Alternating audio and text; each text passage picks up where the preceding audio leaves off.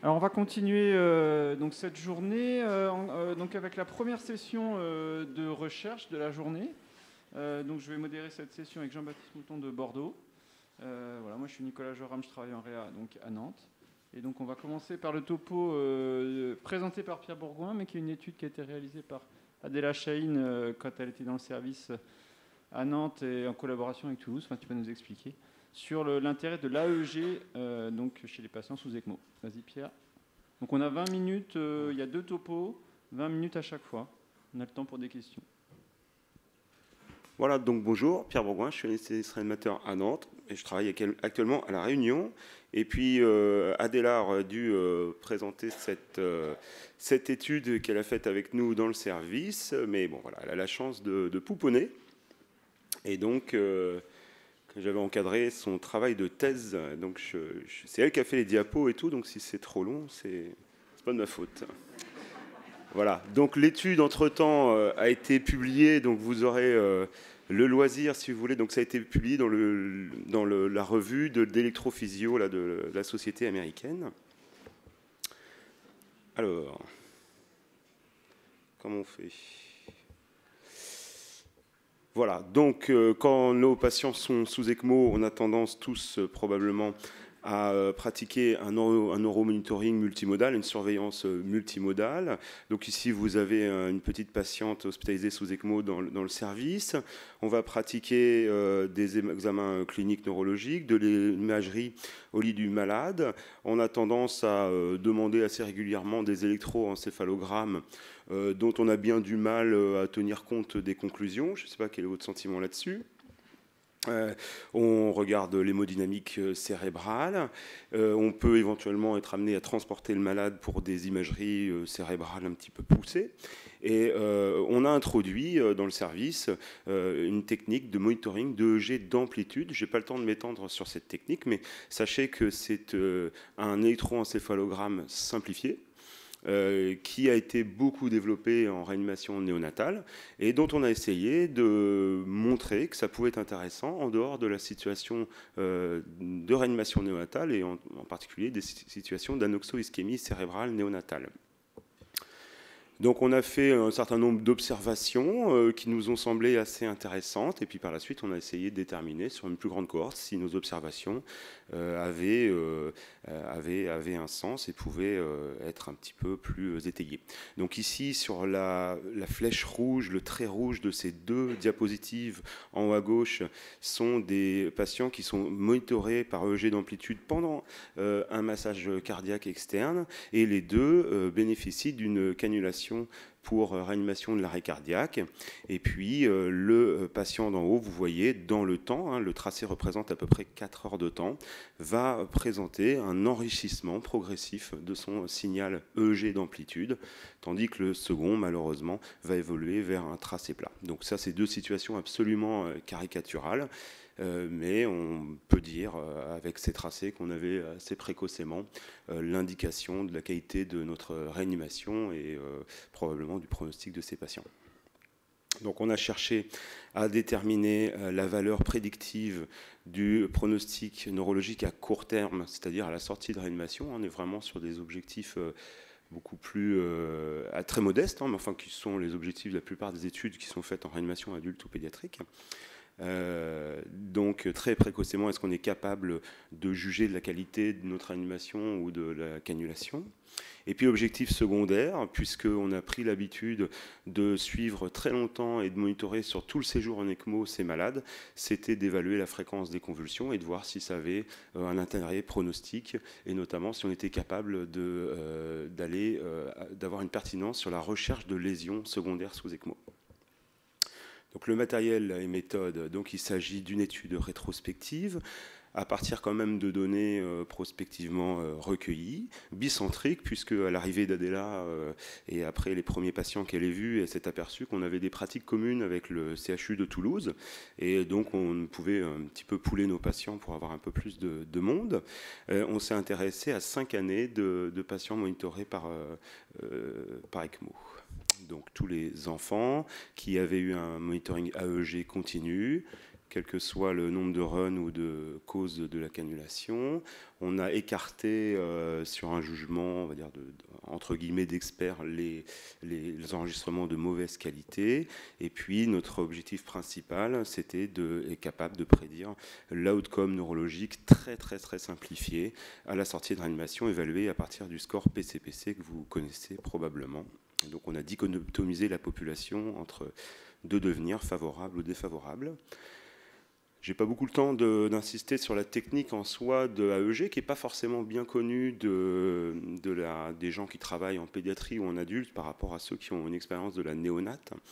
Mais on utilise l'AEG tel qu'aujourd'hui il est recommandé de l'utiliser, à savoir avec 4 électrodes qui permettent d'analyser 2 dérivations, à la fois droite et gauche, mais aussi les cross-références, c'est-à-dire de voir ce qui peut se passer entre les 2 hémisphères cérébraux. Et puis, on analyse l'AEG, à la fois le tracé d'amplitude, mais aussi on revient dans l'analyse par expert qui a été faite pour cette étude en aveugle du pronostic sur le tracé brut pour effectivement affirmer la présence ou non de convulsions avec des critères qui sont décrits dans l'article.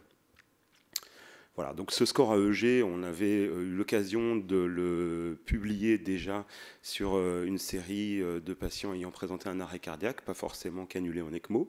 Donc avec en haut des tracés de bons pronostics évoluant vers le bas vers des tracés de mauvais pronostics. Et puis ce score, en fait, il est fait sur 24 heures pour pouvoir tenir compte de l'évolution dans le temps du tracé AEG, puisque la plupart du temps, les malades en état de choc sévère ou en arrêt cardiaque ont un tracé très pauvre après la cannulation, à la fois par hémodynamique cérébrale, mais sédation, etc. Et c'est vraiment l'évolution dans le temps, comme c'est aussi très bien montré dans la noxo-ischémie cérébrale, qui a de l'importance. Donc ce score est là pour tenir compte de l'évolution dans le temps. Ici, voici un patient cannulé.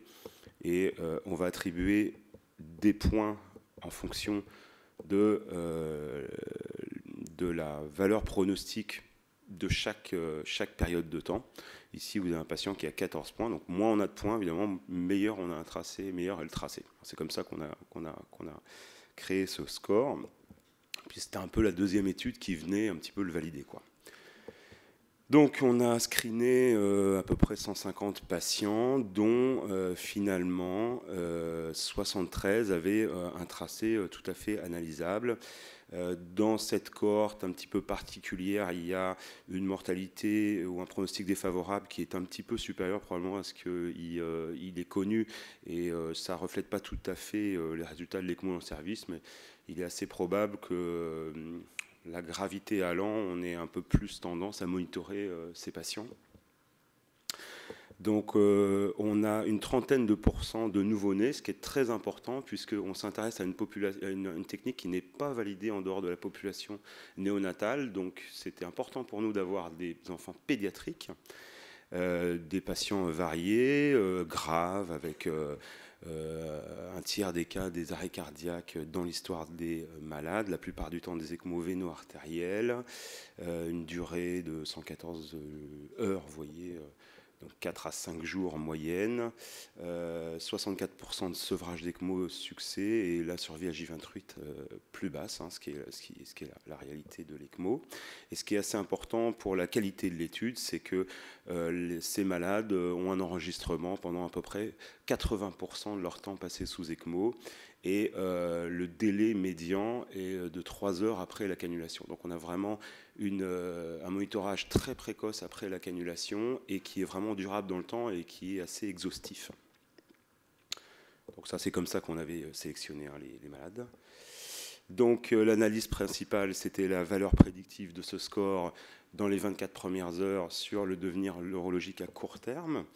J'ai déjà dit ça. Donc il y a effectivement une dichotomie très franche entre les scores chez les malades avec un devenir favorable ou défavorable. Si on regarde maintenant de manière multivariée, indépendamment de tout ce qui va faire le pronostic de ces malades, eh bien, vous voyez que finalement le score est très associé avec un hazard ratio à 6 à un devenir négatif si le score est supérieur à 17. Donc cette courbe courbe.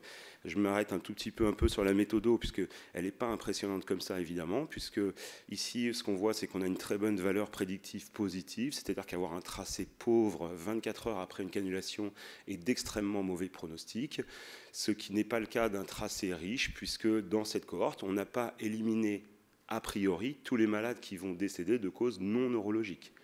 Puisqu'on fait un score qu'on lit à H24, on n'est pas encore censé, on ne connaît pas la nature du décès du malade. Donc évidemment, la valeur prédictive positive est basse. Si par contre, on fait une analyse de sous-groupe qui était prévue et qu'on élimine les malades qui sont cannulés en post-cardiotomie, donc des malades qui, dans la littérature et dans la pratique, ont plus tendance à mourir de causes cardiaques ou de chocs réfractaires que les autres, eh bien, évidemment, on gagne en valeur prédictive positive, en sensibilité, spécificité. Et on voit à ce moment-là que dans cette cohorte de 80 malades, on a peut-être un seul malade qui va avoir un score qui était assez bas et finalement va mourir de cause... non, c'est l'inverse, un score un petit peu haut et qui finalement a un bon devenir. Et on a décrit ce patient dans l'article et on voit que finalement il s'améliore notamment à H48. Voilà. Les résultats secondaires, donc rappelez-vous, c'était la qualité de la détection de crise et le suivi à plus long terme de ces malades. Donc le résultat principal, c'est qu'on a 30% de crises électriques qui sont dépistées et diagnostiquées. La majeure partie de ces crises sont infracliniques, hein, ces malades qui en général sont sédatés, on n'a pas d'événements cliniques, assez volontiers unilatéral. Et ce qui nous semble intéressant, on manque de puissance sur cet effectif pour vraiment le prouver, mais ce qui nous semble intéressant, c'est qu'une fois sur deux, quand on a eu des crises électriques, PER, ECMO, on a mis en évidence une lésion associée ischémique ou hémorragique unilatérale chez les patients. Dans la publication, on a mis un tableau en supplément qui décrit toutes ces 21 situations cliniques et ce qu'on a retrouvé à l'imagerie, donc avec de temps en temps des choses qui n'ont pas une très bonne concordance en termes de localisation, mais dans un bon quart, un bon tiers des cas, des choses très évidentes et qui étaient infracliniques. Donc ça nous semble intéressant. C'était l'analyse secondaire et on n'a pas la puissance pour le prouver. Et la deuxième chose, je n'ai pas insisté sur l'échelle de classification, mais vous avez dû voir que dans les tracés de bons pronostics, ça fait comme des vagues. C'est ce qu'on appelle sur le plan électrophysiologique des cycles veille-sommeil. Et ce qu'on a observé, toujours avec un petit manque de puissance, mais ça avait été aussi bien montré dans l'étude d'arrêt cardiaque, c'est que la récupération cycle veille-sommeil, en tout cas, est d'excellents pronostics neurologiques. Alors, en discussion rapidement, ce qui est intéressant dans cette étude, c'est le fait qu'on ait deux centres. Donc, quelque part, ça fait une notion de validation externe un petit peu par cette méthode. On a un très bon effectif. C'est le plus gros effectif d'AEG sous ECMO de la littérature et largement. C'est une classification qu'on avait déjà utilisée et puis déjà publiée, qui est basée sur des classifications très largement étayées dans la littérature. Et ce qui est intéressant, on a aussi des formations sur l'AEG dans le service, mais que c'est un examen très facile à utiliser et à mettre en place. Hein. L'exhaustivité aussi du temps passé sous monitoring fait partie des belles études du coup de la littérature sur ce point. Ce qui est négatif, c'est qu'on a quand même une différence intercentre en termes de sédation. Et bon, nous à Nantes, on a une stratégie qui est très restrictive quand même assez sur la sédation, ce qui n'est pas forcément le cas dans le deuxième centre. Et puis il y a un petit déséquilibre dans les groupes, ce qui fait que là-dessus, on serait un petit peu prudent sur la valeur pronostique de l'AEG pour des fortes sédations. Le design rétrospectif est évidemment une limite. Hein. Je ne sais pas si on aura le courage de faire ça de manière prospective un jour, mais en tout cas, il y a des limites évidentes. Voilà. Il y a aussi une dernière limite qui est un peu technique et un peu plus électrophysiologique, c'est qu'on a nombre de tracés qui sont comme ça, des tracés lents amples, donc en général tracés d'encéphalopathie aspécifique, que nous on a gradé en stade intermédiaire, ce qui semble pertinent vu nos résultats, et qui ne sont pas décrits sur les classifications d'Elstrom-Westphal du nouveau-né, et qu'on a intégré, on a bien précisé ça, et ça a été accepté par les reviewers qui sont des électrophysiologiques, on l'a intégré dans la classification, ce qui est un peu nouveau. C'est à la fois intéressant et à la fois une limite. Donc la conclusion, c'est qu'il nous semble que l'utilisation apporte des éléments pronostiques fiables et qu'il faudra aller plus loin, mais qu'avec 50% des crises infracliniques identifiées amenant au diagnostic d'une lésion focale à l'imagerie, le monitoring devrait inciter à pratiquer des examens d'imagerie, à se poser des questions, puisque là, il y a des répercussions en termes de gestion de l'anticoagulation ou de sevrage d'ECMO plus précoce notamment. Alors je vais finir sur peut-être un petit mot que j'aurais ajouté moi sur de quelle manière finalement on utilise dans la gestion un petit peu globale des patients. Donc les médecins du service, je pense, s'approprient ce monitoring de manière très différente, avec certains qui n'en tiennent assez peu compte, d'autres beaucoup, d'autres peut-être certains un petit peu trop. Ce qui est vrai, c'est que c'est très précoce, donc ce n'est pas uniquement avec ce type d'examen qu'on va faire du conseil ou de l'information aux familles, mais on a eu quand même nombre de fois l'occasion de se battre pour ces malades qui semblaient avoir un bon pronostic neurologique malgré une situation à la cannulation absolument catastrophique. J'ai en tête un jeune patient récemment en aplasie médulaire, plus de 45 minutes de massage avant cannulation, tableau catastrophique, et qui finalement, on s'est battu sur les données de l'AEG, donc ça c'était intéressant. Au contraire, on a eu l'occasion d'avoir un sentiment plutôt négatif et ne pas accélérer sur des soins extrêmement invasifs, type reprise chirurgicale, cannulation centrale, des choses comme ça, des malades qui étaient en EEG plat assez précocement, pour qui on finit par avoir un peu moins d'espoir. Voilà, donc utilisation modeste, intégrée dans d'autres éléments du monitoring multimodal, mais probablement un outil intéressant, si on veut faire un peu le rapport avec ce qui a été dit ce matin, outil probablement intéressant quand même pour l'abord des familles, d'équipes, et puis essayer assez précocement de se diriger vers des pronostics, quoi. Voilà.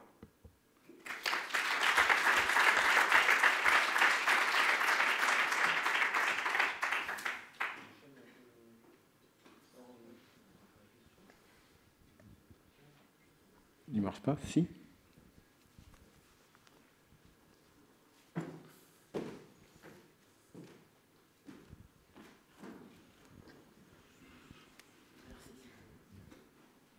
Par rapport à l'EEG que vous aviez, est-ce que ça modifie un peu vos pratiques, la mise en place de thérapeutiques, du fait que ce soit en continu plus longtemps? Alors, autant je pense que je reste modeste dans l'analyse des résultats, autant je pense que par rapport à l'EEG, pour moi, c'est le jour et la nuit. C'est-à-dire que l'EEG, nous, tel qu'on utilise, est un EEG qu'on n'utilise pas en urgence, qu'on n'utilise pas le week-end, et dont on a beaucoup de mal à comprendre les résultats. Donc on va nous rendre tracés discontinus avec des intervalles de 1 seconde, des ondes θ non retrouvées à contrôler après la sédation. Donc ça, pour nous, c'est le compte-rendu EEG typique, dont on ne fait pas grand-chose. Tandis que là, on s'approprie vraiment 24 sur 24 ces données électrophysiologiques. Donc un EEG discontinu de quelques heures, de 1 heure après un événement aigu, n'a pas une très bonne valeur pronostique. Évidemment, le gold standard aux États-Unis, c'est l'EEG continu avec des systèmes de détection de crise performants et un électrophysiologique qui est là 24/24 pour regarder. Ça n'existe pas ni en France, ni d'ailleurs dans bien des endroits aux États-Unis. Et donc, c'est quand même intéressant de bénéficier de ce système simplifié. Voilà. Merci beaucoup, Pierre. Enfin, toujours très intéressant tous les travaux que tu mènes. Et deux questions. Une première, avez-vous observé, même si les effectifs sont pas très importants, mais ça reste quand même très correct comme cohorte, hein. Est-ce qu'il y a une corrélation avec pas le neuromonitoring, mais ce qu'on utilise comme monitorage, notamment la NIRS? Est-ce qu'il y a une corrélation entre le groupe défavorable et des valeurs de NIRS cumulées qui soient relativement basses? Ça, c'est la première question. Alors, réponse simple, on n'a pas regardé. Voilà. Enfin, on ne détecte pas des convulsions avec le NIRS. Hein. Oui, bien sûr. Non, mais on ne l'a pas regardé. Hein, ouais. En fait, en termes on est en train de parler de pronostic. Oui, parce qu'en ligne de mire, l'objectif de ces monitorages, c'est d'avoir un espèce de score pronostic, même si on ne peut pas le valider encore avec... on a regardé ce qu'on a dans notre base de données, hein, pour faire simple. Donc ce qu'on a pour ce qui sont les éléments confondants du pronostic et puis qu'on a mis dans l'analyse multivariée, c'est ACR préopératoire, le pH avec annulation, les lactates, indication ECPR oui non, et puis des choses comme ça.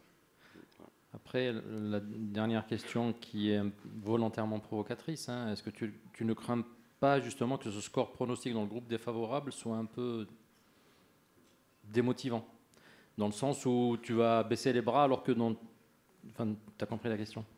Non, mais oui. Bon, on n'est pas quand même du style à s'emballer sur ce qu'on fait et à aller au-delà de ce qu'on peut dire d'un examen. C'est un peu la démarche de publier justement, etc. C'est d'être modeste. Disons qu'on ne va pas plier les gaules à H24 sur les données de ce score, ça c'est clair. On va de toute façon se laisser du temps. Hein. L'évaluation post-arrêt cardiaque, on a le temps. Il y a le temps pour la famille, il y a le temps pour tout le monde. Il y a des choses qui peuvent être confondantes. On fait attention, on est modeste sur les résultats. Par contre, faire retourner en CEC pour une plastie mitrale chez un malade qui est depuis 48 heures avec un tracé plat en AEG, c'est vrai qu'aujourd'hui on va plus le faire. Voilà. Tracé plat c'est une chose, mais c'est les... tracé intermédiaire, oui. Non, vous avez fait deux groupes, donc vous êtes mouillé en disant là il y a un groupe favorable, un groupe défavorable. Si tu te situes dans un groupe défavorable mais qui n'est pas très loin. Ah oui, tout à fait. Non, mais tant qu'il y a un tracé intermédiaire, il y a de la vie neuronale. Hein. Donc, ça cote de manière intermédiaire et donc on peut se laisser aussi un petit peu de temps. Mais dans ces 80 patients, en tout cas, si on fait le score, j'ai peut-être pas insisté, mais qu'on fasse ce score 24, 48 ou 72 heures, finalement, on a la même valeur pronostique. D'accord. Donc, ce que nous, on pense de ces résultats, c'est que le pronostic, il se joue très vite. Hein. Donc dans le CPR, la qualité de la réanimation elle peut être assez vite évaluée et c'est aussi vrai dans les grandes insuffisances cardiaques et les grands états de choc, quoi. C'est l'impression que ça donne avec ça, quoi. Merci beaucoup en tout cas. Moi je tenais à vous féliciter vraiment parce que c'est très intéressant. On a le jet d'amplitude qu'on utilise que quand on a des accidents ou rarement et je pense qu'on va réfléchir là-dessus, Nadir. Je ne sais pas ce que tu en penses, mais c'est une pièce de puzzle dans la surveillance qui s'ajoute pour vraiment nous aider à orienter les malades le plus précocement possible. Donc quand on fait les topos, on a, avec Alexis, on fait souvent ça, Alexis Chenois, là, on a une super belle observation d'un petit bébé de 2 mois ou 3 mois qui vient de Laval pour une pneumonie à Staph aureus sévère avec un choc septique, intubé, réanimé, bref, il vient en réa et il attend un peu, voilà, mais il n'y a pas d'ECMO, hein, et puis ce malade, donc c'est un choc septique sur pneumonie, quoi. Puis en fait, ce malade, il développe un état de mal épileptique sévère, il n'a aucune lésion cérébrale, mais en fait, un sepsis sévère grave, un état de choc, chez un nouveau-né, c'est un très haut risque facteur de convulsion. Finalement, le monitoring il permet d'instituer un deuxième ligne de traitement, et puis l'état de mal épileptique cède rapidement. Et le message, nous, c'est qu'un malade grave, d'autant plus que ce soit un petit, un monitoring EEG, c'est très utile. Hein, ça s'est bien montré dans la littérature.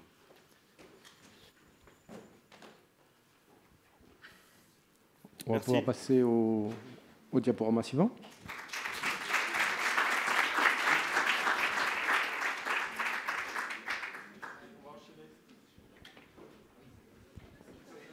On va enchaîner avec Pierre-Louis donc Léger qui va nous faire une présentation donc, sur l'intérêt du décubitus ventral en ECMO. Pierre-Louis.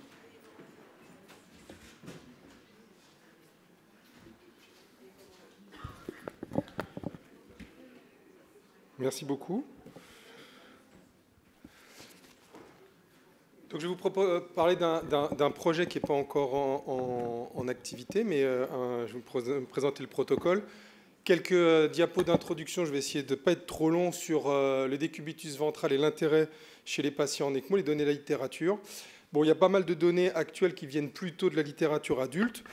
Bon, comme vous le savez, le décubitus ventral dans le SDRA aujourd'hui est une stratégie utilisée dans les formes graves de l'adulte, et le Covid l'année dernière et cette année continue à le montrer. Donc des données prolongées. Chez l'enfant, pas d'études randomisées qui objectivent ça, mais des stratégies qui sont largement utilisées dans la pratique. Des études actuellement qui chez les patients sous ECMO, commence à apparaître, en particulier depuis quelques années, sur les 2 dernières années, mais pas seulement pour les patients sous ECMO. Il y a vraiment plusieurs séries qui sont parues. Ce qu'on sait aujourd'hui, c'est que le DV sous ECMO a un peu les mêmes propriétés que le DV sans ECMO, c'est-à-dire qu'il améliore l'hypoxémie et l'hypercapnie. Pas chez tous les patients, il y a des patients qui sont répondeurs et des patients non répondeurs, à la fois par un effet recrutement et par un effet diminution de l'effet shunt, comme c'est montré dans cette série, vous voyez, avec une diminution des shunts, du PF ratio et des pressions motrices. C'est une revue très récente de la littérature sur le sujet. Vous voyez que les articles sont très très récents, 2020, des séries qui montrent que finalement, sur 11 études avec 640 patients inclus, DV sous ECMO adultes, on a une survie chez les patients qui ont reçu l'ECMO qui semble, encore une fois, prendre des pincettes. Les données, ça reste des études monocentriques pour la plupart. Une survie qui est améliorée dans le groupe DV, donc ça reste encore à être conforté. Et que vraisemblablement, la durée prolongée d'ECMO est un des éléments négatifs, paradoxalement. On a parlé du sevrage, mais que dans ces séries, il semble qu'on augmente la durée d'ECMO et on augmente la durée de réanimation. Donc c'est quand même effectivement un point qui est un peu limitant, mais on verra que pour l'instant, chez l'enfant, on ne sait pas trop.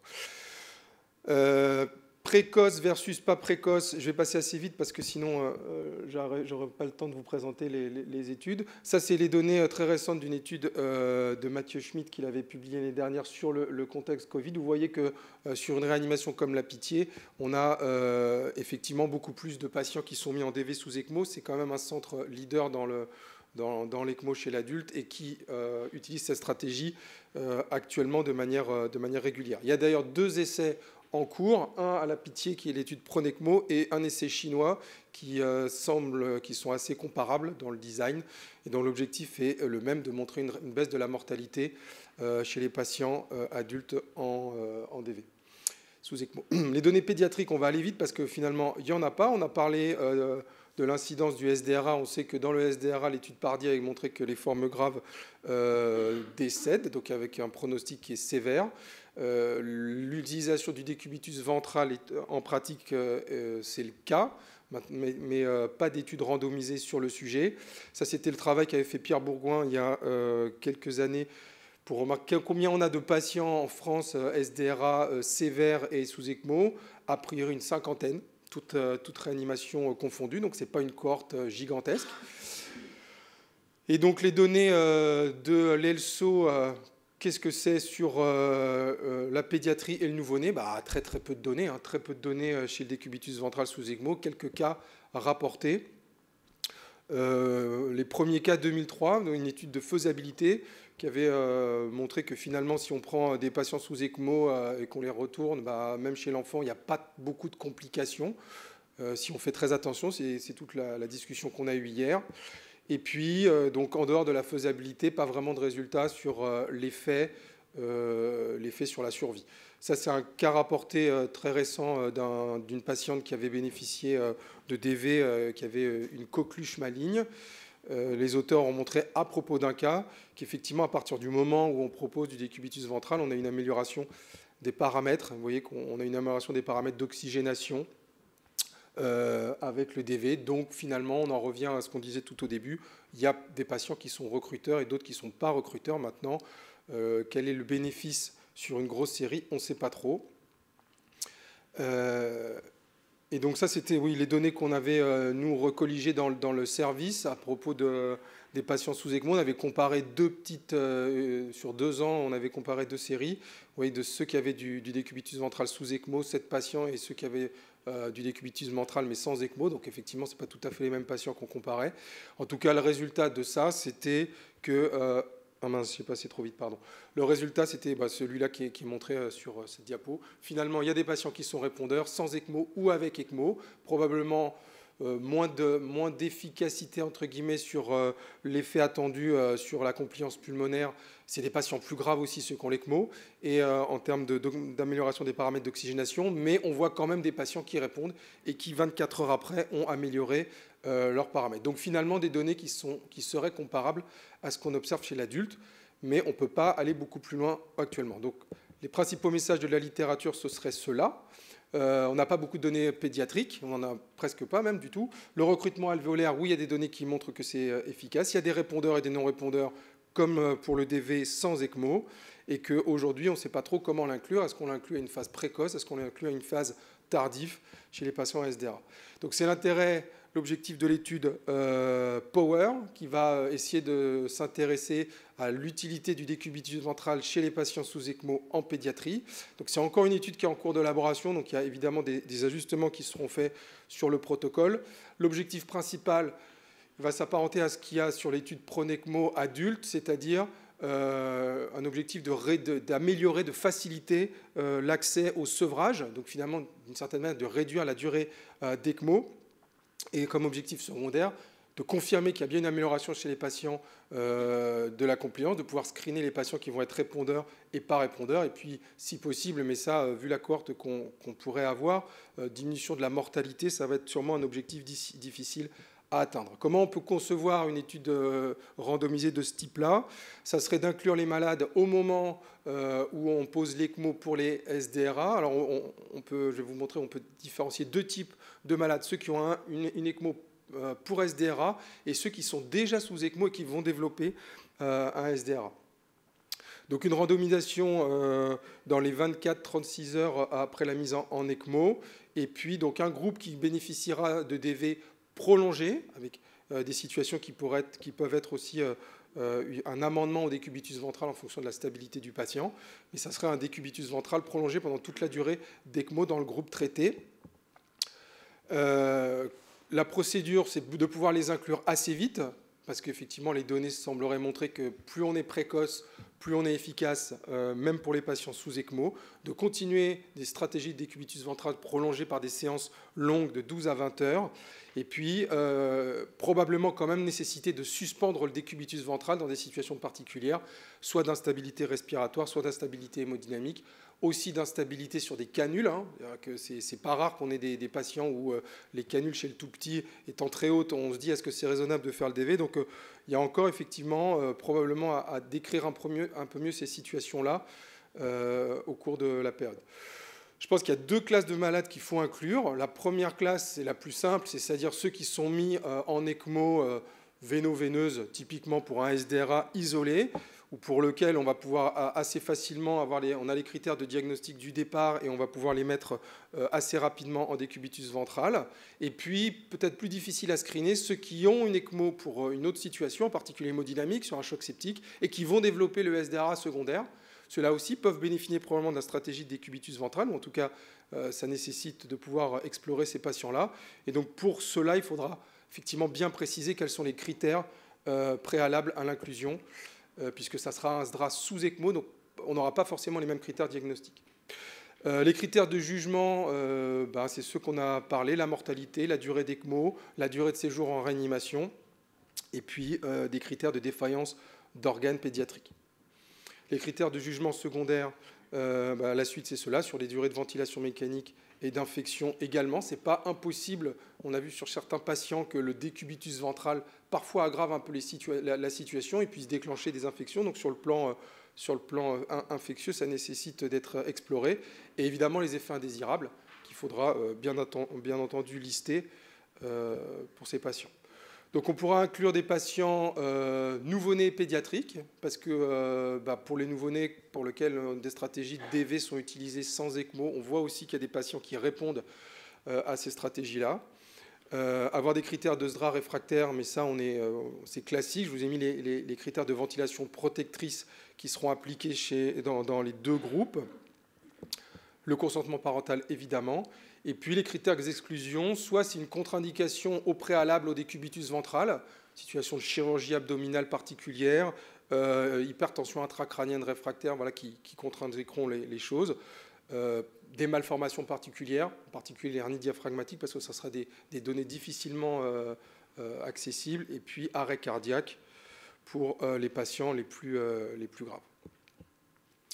La méthodologie, donc il faut encore qu'on précise les choses dans ce calcul rapide d'effectifs qui nous permettrait, si on estime une diminution de 15% du critère de jugement principal, je vous ai peut-être passé la diapo un peu vite, le critère de jugement principal, ça sera la durée de la technique d'ECMO, c'est-à-dire la durée d'ECMO, mais aussi le délai entre l'arrêt de l'ECMO et le sevrage des canules. Donc c'est un critère un peu composite de ce côté-là. Si on imagine une diminution de 15% de cette durée, alors vous allez me dire, les données adultes, elles ont montré un peu le contraire, parce que ça semble augmenter la durée ECMO, c'est vrai, mais on ne sait pas vraiment si chez l'enfant c'est pareil. Donc on avait considéré ce critère de jugement. La durée moyenne d'ECMO, je vous ai mis 10 jours, mais il faudra l'ajuster parce que ces 10 jours, ils comprennent dans les données du service l'ensemble des ECMO. Alors, il faudra préciser surtout ceux qui ont des ECMO respiratoires, donc avec probablement des durées moyennes un petit peu longues. Et donc, on serait sur des cohortes d'une trentaine de patients par groupe sur ces critères-là. Donc, ça pourrait coller à ce que je vous ai montré des données de Pierre sur le nombre de patients par an. Si on fait une estimation de 15 à 30% de refus d'inclusion ou d'impossibilité d'inclusion pour des problèmes particuliers, ça pourrait permettre sur 2 ans d'inclure les malades. Mais ça, c'est toujours un vœu pieux. On sait que dans la vraie vie, parfois, il faut prolonger les études. Et puis, monitorage, donc ça, je ne vais pas vous détailler, ce n'est pas encore tout à fait finalisé. Et évidemment, les patients seront suivis jusqu'à J60 si on veut un objectif sur la mortalité ou la morbidité un peu prolongé.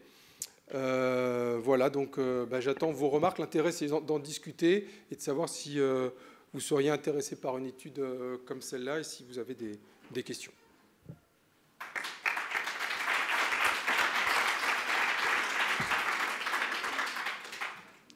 Merci Pierre-Louis, magnifique projet. J'arrive Pierre.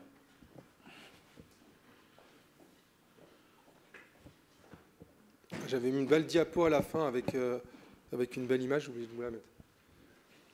Merci, super intéressant. Je pense qu'une fois, vous l'avez déjà, vous nous aviez déjà fait tourner une fois le projet. Moi, j'ai une question sur le critère de jugement principal, donc sevrage. Est-ce qu'on est tous d'accord sur ce que c'est que la sevrabilité du malade? Est-ce qu'on a tous les mêmes pratiques? Est-ce que tu n'as pas peur qu'on ait des divergences d'opinion intercentres sur le moment à partir duquel le malade est sevrable? Et est-ce qu'il ne faudrait pas commencer par un petit sondage et se mettre d'accord sur le moment à partir duquel le malade est sevrable, puisqu'il s'agit du critère de jugement principal? Alors, on ne va pas prendre le sevrage, c'est-à-dire à quel moment le patient, on pense qu'on va faire une épreuve de sevrage, parce qu'effectivement, là, ça va être difficile. Mais si on prend le critère de sevrage définitif, c'est-à-dire finalement arrêt de l'assistance, retrait des canules, finalement, est-ce qu'il y aura des différences importantes entre les centres? Puisque finalement, là, c'est le patient lui-même qui pourra nous dire. Si on s'intéressait juste au clampage de l'ECMO, peut-être qu'effectivement, il y aurait des différences entre le patient qui sera grave tout de suite et le patient qui a été sevré un petit peu plus tard dans un centre. Donc, c'est sûr qu'à partir du moment où on a des pratiques différentes, il peut y avoir des choses différentes. Ça va être compliqué d'imaginer un protocole qui soit commun, c'est-à-dire très imposé. Où on dit, dans ces cas-là, il y a une stratégie de ventilation, une stratégie de sevrabilité qui est la même. C'est peut-être un peu... mais ça se discute complètement. Et un peu dans la même idée, j'ai peut-être pas bien vu, mais est-ce qu'il y a des analyses avant-après pour chaque patient un peu plus physiologiques, de compliance, notamment ce que tu as montré? Et est-ce que là, c'est pas aussi un objectif en soi, finalement, d'avoir des données déjà sur une nette amélioration de la compliance déjà dans un premier temps? Alors, ces données-là, il faudra qu'on les recueille. Il faudra qu'on recueille les données d'efficience du décubitus ventral, même de chaque séance de décubitus ventral, au cours de la période d'ECMO. Pourquoi on ne l'a pas mis comme objectif principal? Parce que finalement, les quelques données qu'on a chez l'adulte, et aussi, elles vont déjà dans ce sens-là. Donc, c'était pour avoir un critère de jugement un petit peu plus ambitieux, mais ces données-là, il faudra effectivement qu'on les recueille. Parce que, alors, on n'est pas totalement sûr non plus que l'amélioration ne passe que par un phénomène d'amélioration de la compliance. Il y a peut-être des modifications de l'effet Shunt qui ne seront pas visibles sur des paramètres comme le P sur F, par exemple. D'ailleurs, les adultes regardent beaucoup plus maintenant la CAPNI, en tout cas que l'index d'oxygénation, en tout cas pour évaluer le recrutement. Je ne sais pas si ça répond totalement à ta question. Pour la surveillance écho, vous avez des critères particuliers par rapport au PAP? Et comment les faire? Parce que nous, on a essayé quelquefois de les faire en DV. Bon, c'est un petit peu hasardeux, quoi. C'est pas tout à fait facile, effectivement. Les fenêtres acoustiques ne sont pas évidentes.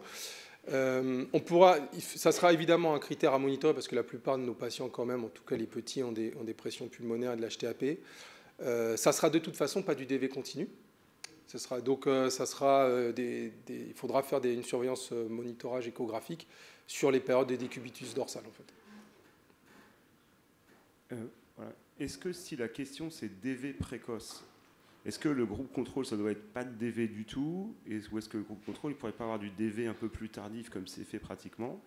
Ma question derrière ça, c'est est-ce qu'au CPP ils sont OK pour que le groupe contrôle ait pas du tout de DV, tenant compte quand même de résultats probants chez l'adulte dans le SDRA en dehors de l'ECMO?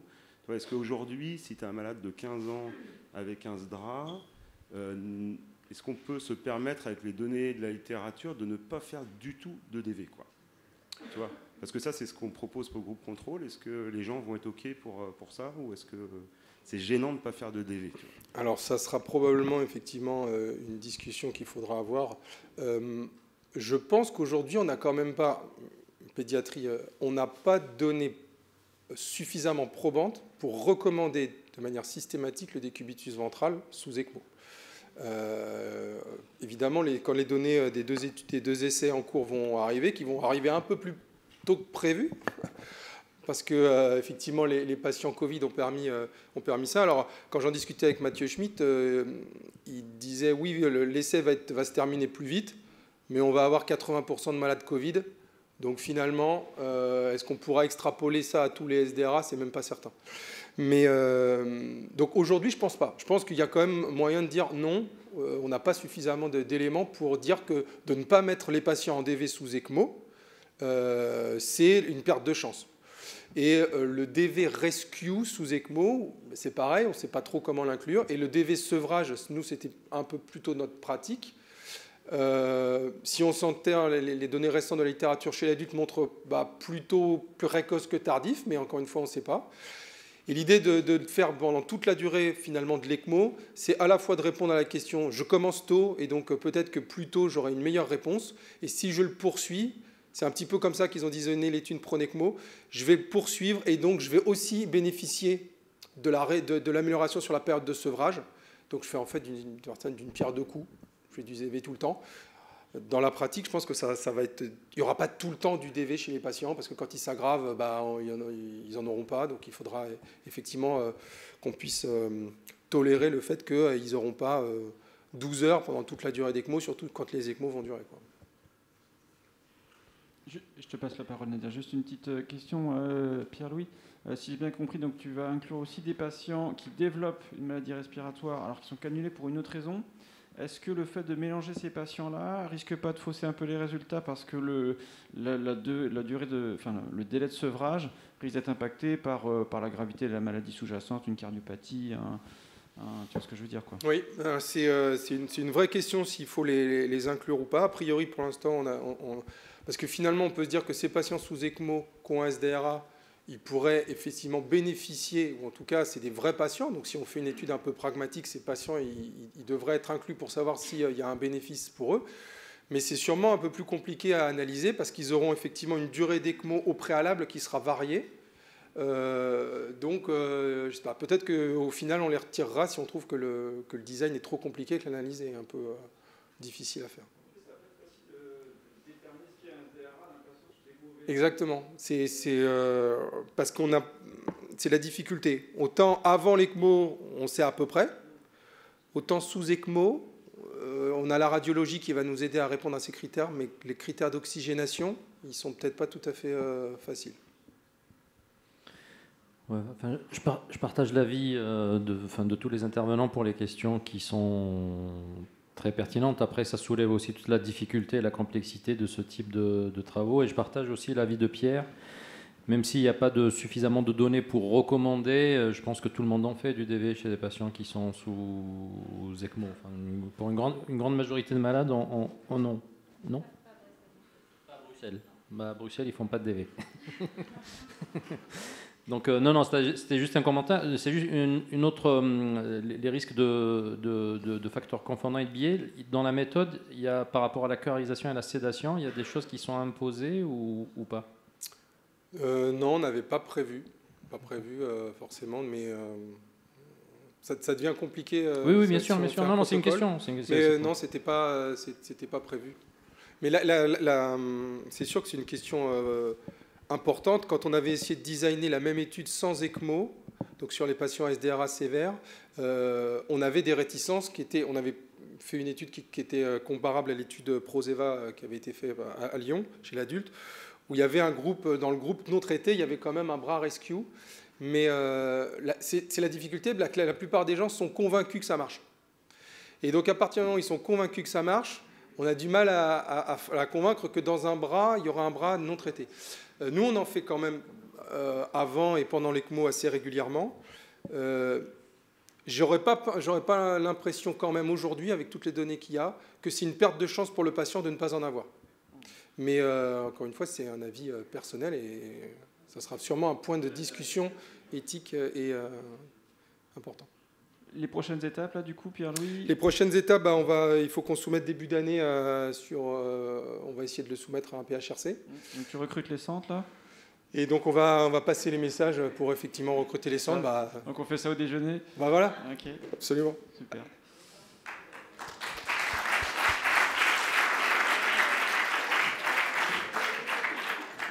Bon, parfait. Philippe, le timing est bon ?